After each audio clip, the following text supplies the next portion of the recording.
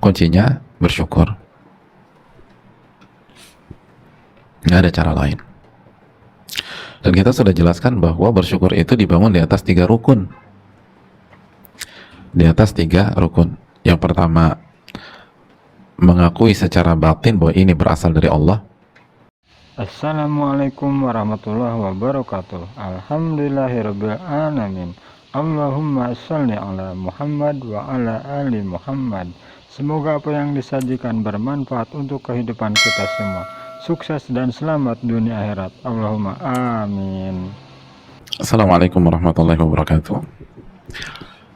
Bismillahirrahmanirrahim. Alhamdulillahirabbil alamin wa bihi nasta'in ala umuri dunya wa din, wassalatu wassalamu ala asyrafil anbiya'i wal mursalin wa ala alihi wa sahbihi wa man sara ala nahjihi bi ihsanin ila yaumidin wa ba'd. Alhamdulillahirabbil alamin. Segala puji hanya bagi Allah Subhanahu wa taala, Tuhan semesta alam.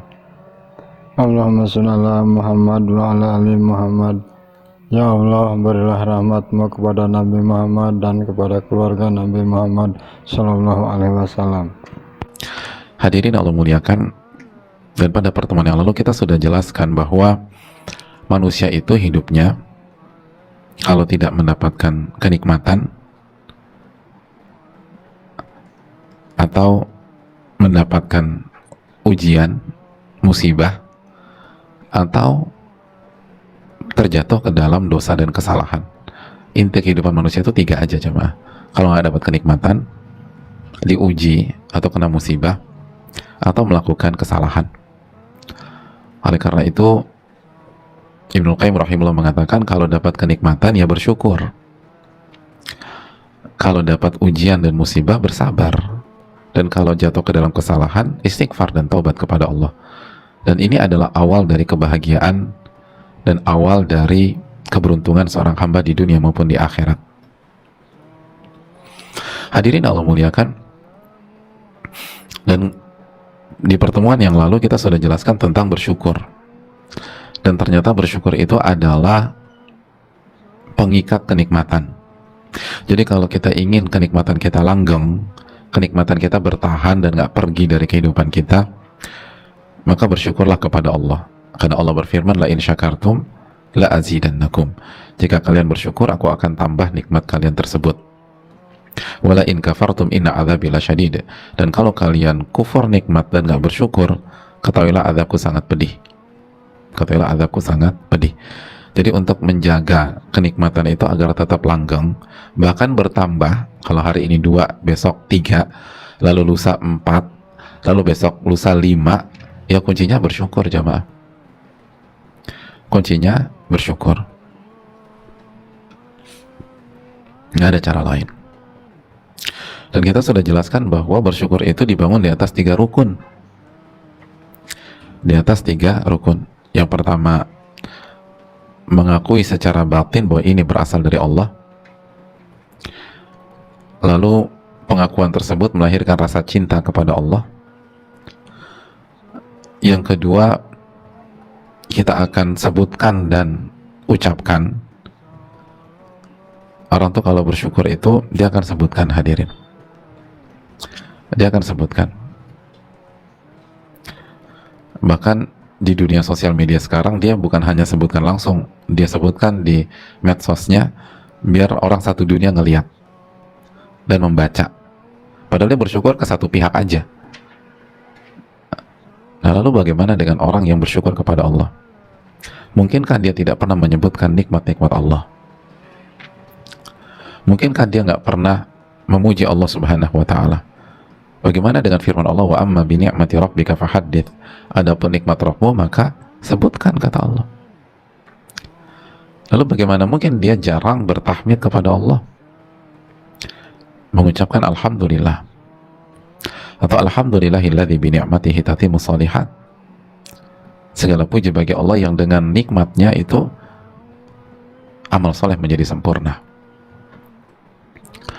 Maka orang yang bersyukur adalah orang yang senantiasa menyebutkan nikmat-nikmat tersebut dan memuji Allah Subhanahu wa ta'ala sebagai yang pemberi nikmat. Lalu yang ketiga, dia akan gunakan nikmat itu ke jalan Allah Subhanahu wa ta'ala. Dia akan gunakan nikmat itu di jalan Allah dan dalam rangka mencari ridho Allah Subhanahu wa Ta'ala. Jadi nggak cukup hanya dengan lisan, nggak cukup hanya dengan mengatakan cinta, tapi digunakan untuk jalan Allah. Itu aja. Jadi kalau kita simpel aja lah ya, ibu-ibu secara khusus maupun jamaah sekalian, kalau kita bersyukur bahwa Allah kasih kita akal sehat misalnya ya, itu kan mahal banget tuh akal sehat. Nah, sudahkah kita gunakan di jalan Allah Subhanahu wa Ta'ala? Gitu.